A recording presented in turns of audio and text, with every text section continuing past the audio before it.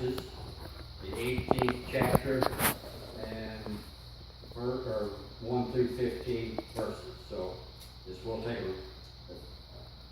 minute or two.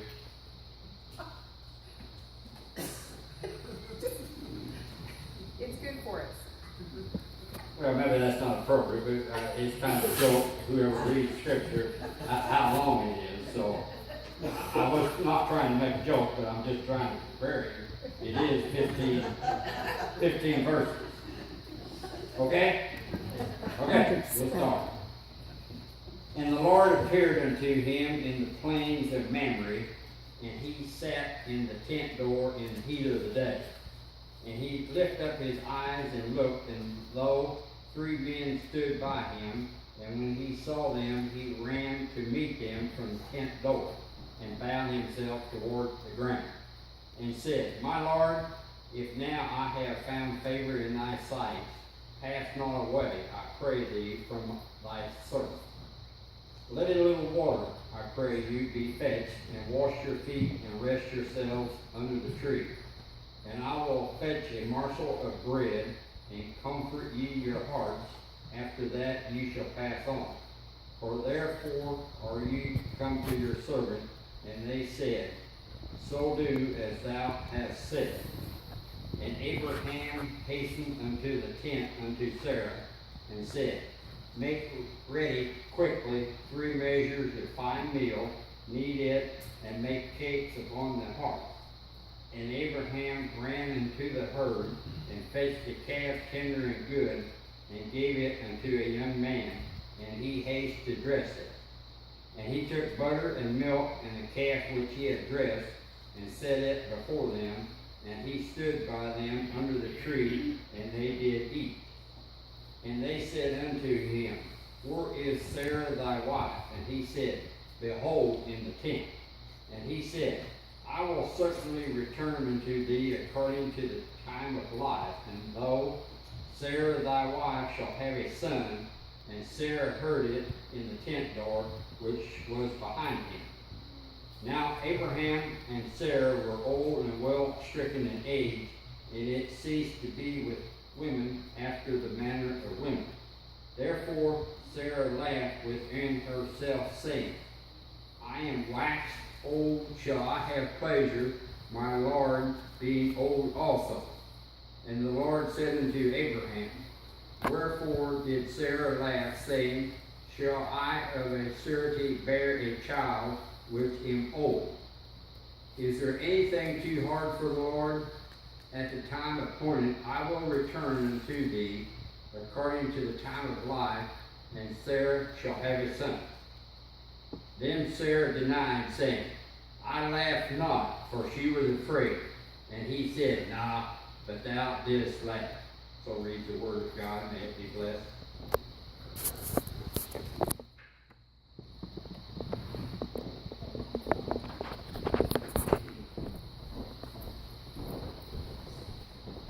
I would just like to say, I'm just trying to make this church holy. No. Scriptures, I mean, obviously I want you to understand the whole story so you know where I'm coming from, but I don't mind the journey at all.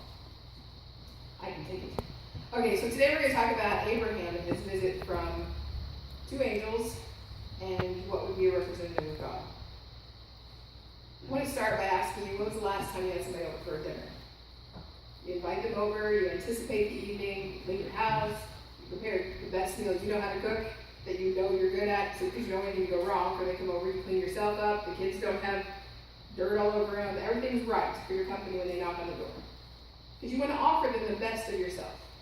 You want to give them their moment. Okay. Everybody understands that feeling, right? When was the last time you had someone knock on your door unexpectedly? Was your house clean?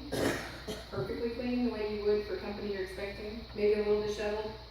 I always tell people they are welcome at my house anytime, but you probably will not find it perfect when you stop by. For instance, when I do laundry, I have a husband that works night shift. I can't put it away until he's up. So if I've taken a day to catch up on laundry and you knock on my door at 2 o'clock in the afternoon, you're going to find laundry everywhere. It'll be folded, it'll be ready to hang up, but it's going to be all over the living room. If you knock on my door at 4, it's put away. I have a child who's a normal child who likes to play with toys. They're everywhere. At 8 p.m. every evening when she goes to bed, they're picked up. But if you knock on my door at 6, there's going to be a pile of toys on the floor. This is real life for most of us. I use this analogy a lot because I think we can all relate to it. The house is not perfect all the time. Most of us don't have that picture perfect house all the time. If we invite someone over, we make sure all the stuff is put away. Toys are picked up, the kid's hair is brushed, everything's good. But if someone stops by unexpectedly, we scramble a little bit and we think, oh, why didn't I go to the store and get those groceries? I could whip something up quickly. Or we think, why didn't I just put the laundry basket in the hallway? It's sitting right here in the living room. And man, oh man, do we feel it really intensely when the person who knocks on the door is someone we want to impress.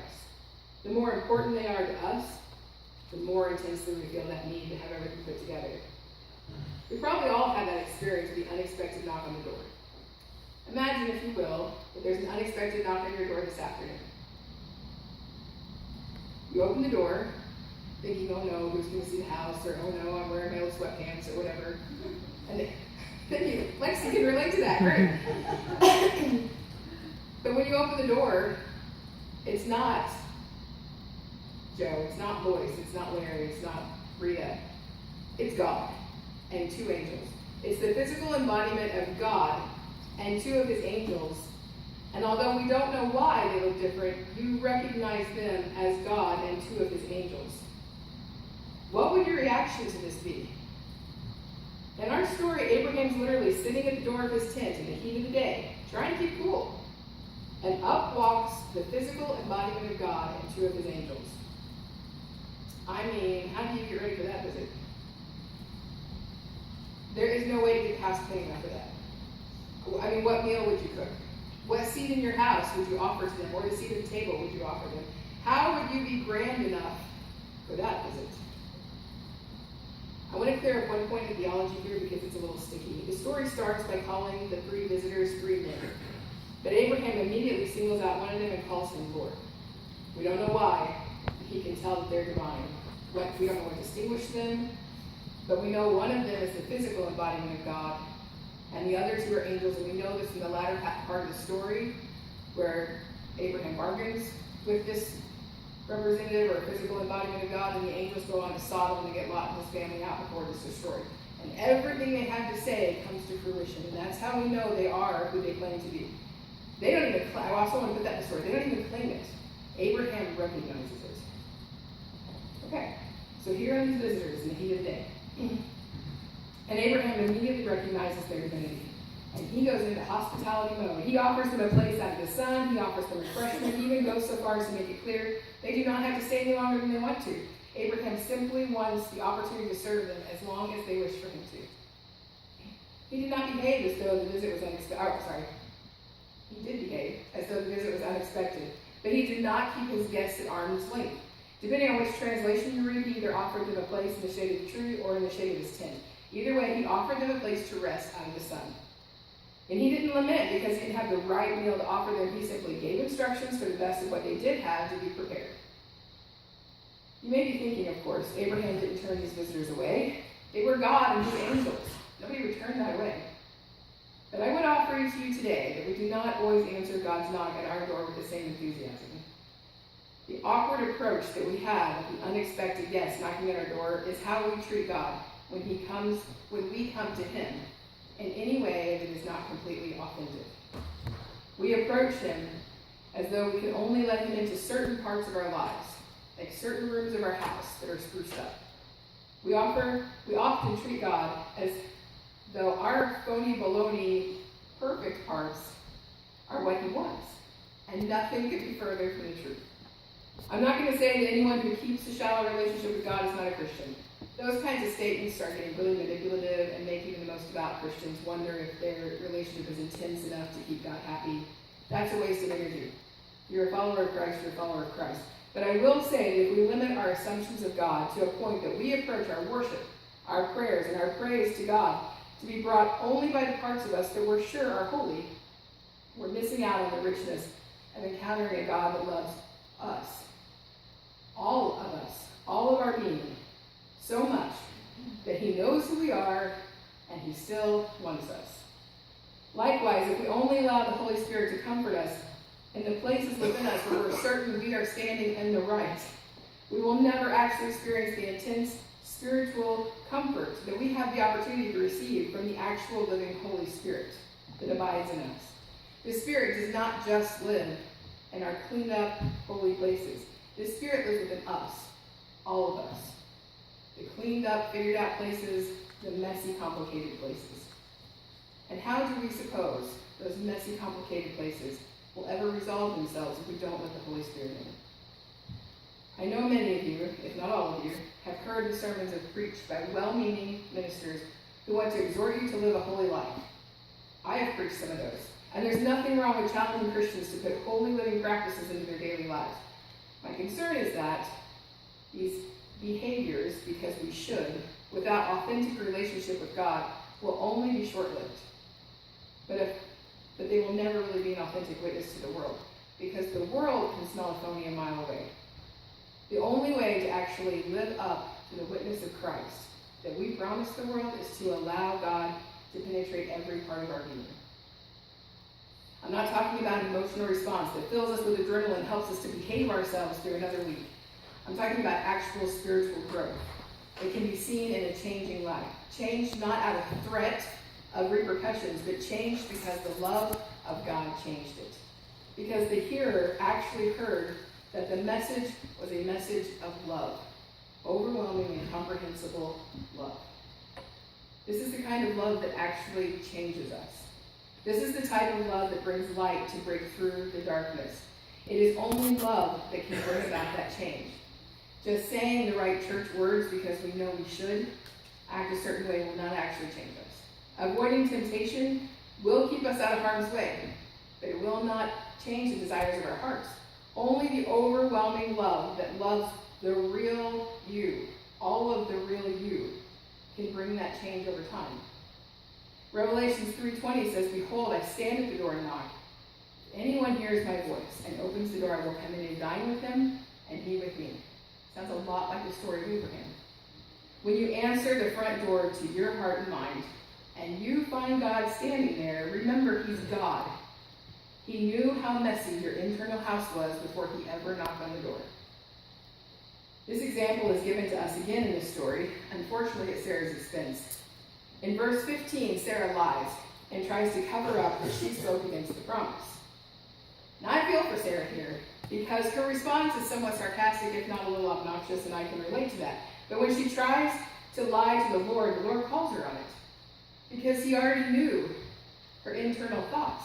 He knew that she had thought this, and she had snickered to herself. And He calls her on it right there on the spot. When she does this and tries to cover it up publicly, she is doing what we would do when we struggle behind closed doors, but in public we try to say all the right things. This verse shows us that we are who we are, and God already knows it. It is futile to try to say the right things or act the right way when your heart is different. I've listened to many people tell me about how they should feel about something that's going on in their lives, or how they should approach God when they worship Him. It is my genuine belief that God is big enough to handle you, all of you. I'm not suggesting we throw general decorum out the window and start tearing into each other. I'm pointing out that you can fool everybody else. But God knows who you are, so you might as well be honest with Him about it. So if Christianity is not a set of behaviors to base our life on, then really what is it? This thing that we call Christianity, it's an attempt. It's an attempt to become more like Christ. I don't want to leave the salvation part out of it, but in our day-to-day practice, it's an attempt to be more like Christ. And left to our own devices, we don't have a chance. Jesus was fully human and fully God.